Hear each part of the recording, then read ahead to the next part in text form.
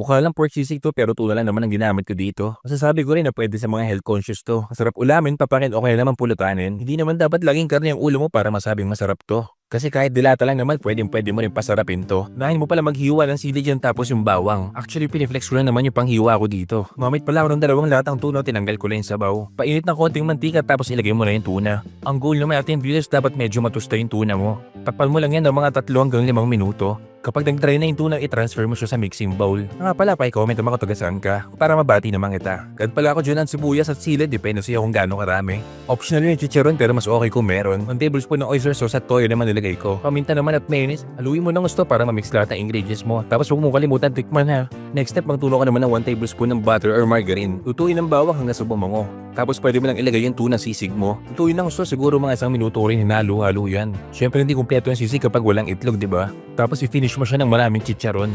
Tignan mo naman, parang walang pinagkaiba sa pork sisig eh, no? Pasintabi po pala sa mga gumagawa ng mga authentic na sisig. Hindi to orig pero sobrang sarap din naman ito.